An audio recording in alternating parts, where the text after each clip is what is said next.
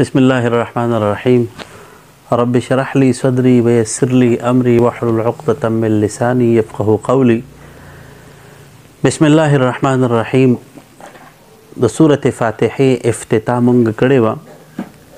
بسم الله الرحمن الرحيم متعلق چې څومره هغه ضروري او لفظي هغه مباحث هغه مونږ کړیو. بسم الله الرحمن الرحيم دا په قرآن مجید کې دا من وجهن یو خو په سورة النمل کې مستقل آیت راغلی دی چې کله د حضرت سلیمان علیه السلام او د بلقیس هغه واقعه ذکر کیږي نو هغه خو مستقل د قرآن مجید یو آیت دی. خو د دې نه ما سیوا د سورتونو په ابتدا کې چې دا کومه بسم الله راځي نو دا هغه یو جز د قرآن پاک خو دی، خود صورت مستقل حصہ نه ده. علماء کرام لیکي وای بسم الله الرحمن الرحیم د هر صورت په مابین کې چې راځي نو دا د فصل د پاره راځي، د فصل د پاره. نو بسم الله الرحمن الرحیم شروع کوم په نوم د الله تعالی چې ډیر مهربانه او ډیر رحم کوونکی دی.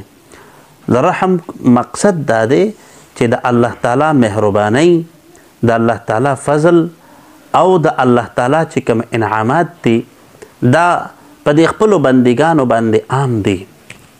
هر چاله د الله تعالی مهرباني حاصله ده، رزق ورکوي، د دنیا چې څومره هم هغه اشیاء د انسان دپاره ضروري دي، خوراک دی او سکاک دی، لباس دی، هوا ده، چې څومره هم هغه داسې اشیاء دي چې هغه د انسان دپاره ضروري دي هغه الله تعالی د انسان ته مفت ورکړي دي. خجی نو دغه د الله تعالی د رحمت عامه ذکر دی. علما ذکر کوي وای په دې قرآن مجید کې چې څومره هم مضامین جمله ذکر شوي دي د دغه کې تمامو جملو مضامینو هغه چې څومره هم هغه مباحث دي هغه تمام مضامین دا په بسم الله کې ذکر دي. او بیا د بسم الله الرحمن الرحیم په دې با کې د پوره قرآن مجید هغه نچوړ موجود دی. نو علماء کرام د دې بسم الله سو معنی کوي چې بسم الله الرحمن الرحیم بسم الله شروع کوم په استعانت تنوم د الله تعالی سره، یا شروع کوم په مصاحبت تنوم د الله تعالی سره چې د الله تعالی د نوم هغه برکت ماته حاصل شي. الحمدلله رب العالمین تمام تعریفونه په تمامو زمانو کې د تمام تعریف کوونکو نه لله ثابت خاص الله لره. رب العالمین چې رب د ټولو مخلوقاتو دی. الحمد حمد یو حمد دی او یو شکر دی.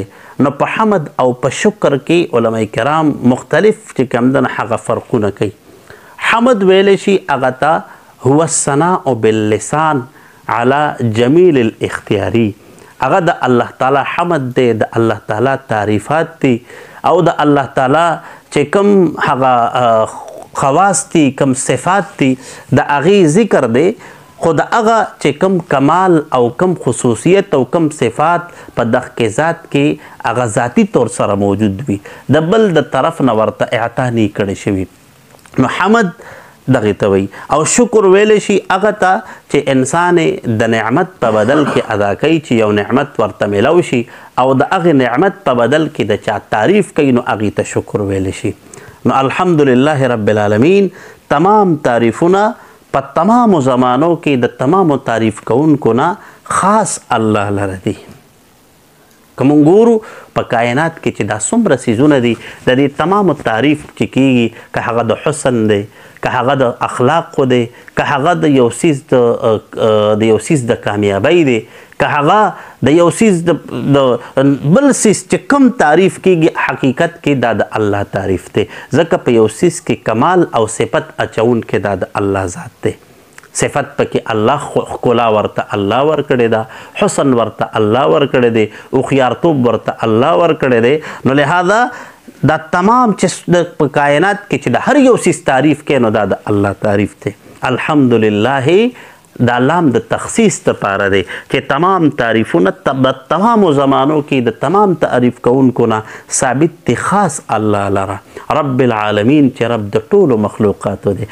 رب ویلی شي پرورش کوونکو ته، نو الله تعالی د دې تمام کائنات کې چې څومره هم اشیا دي د دې تمام پرورش او تربیت کوونکی دا د الله ذات دی.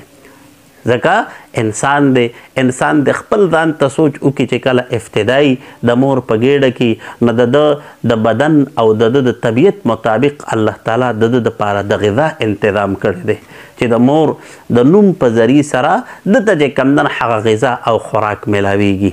بیا چې کله دنیا ته راشي الله تعالی د مزاج مطابق هغه نرمه غذا د دپاره پیدا کړې ده. بیا چې کله لغونته کې لوی د هغه بدن کې قوت او طاقت پیدا شي د هغه د مزاج مطابق ورته الله تعالی اسباب مهیا کړي دي.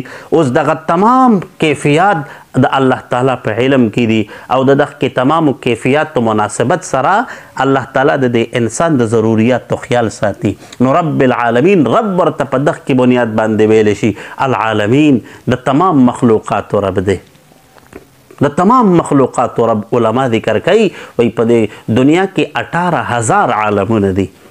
18,000 وی دا ځمکه دا آسمان دا انس او دا جن دا کم مخلوقات دي دا تمام یو مخلوق دی.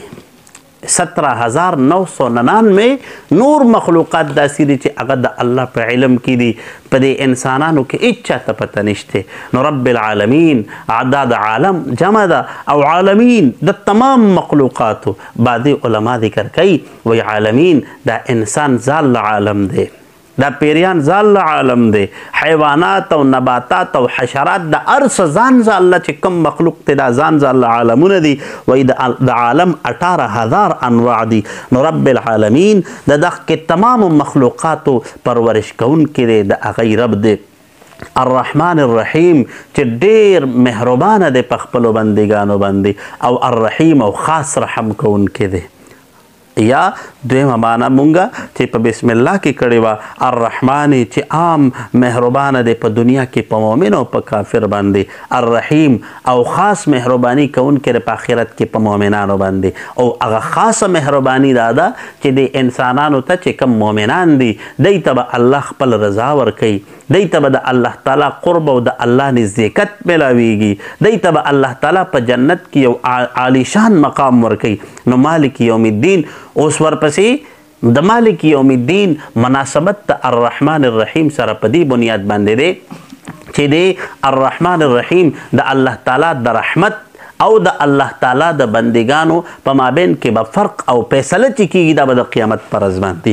نو مالک یوم الدین مالک ته د ورځې د جزا د ښه او د بد جزا ورکوونکی قیامت واقع کوونکی دا د الله تعالی ذات دی چې کله به قیامت راځي علم الله ته دی. پیغمبر علیه الصلاة والسلام څخه جبریل امین ناله رسول الله مبارک نه تپوس کوي چې متى الساعه د الله پیغمبر قیامت په کله رسول الله مبارک وته مل مسئول عنها باعلم من السائل.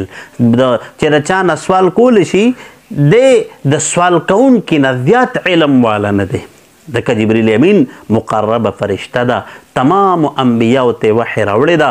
مطلب دا چې جبریل د قیامت متعلق تا ته علم نشته نو ما ته علم نشته. د قیامت ته واقع کېدو علم الله څخه دی چې قیامت په کله راځي.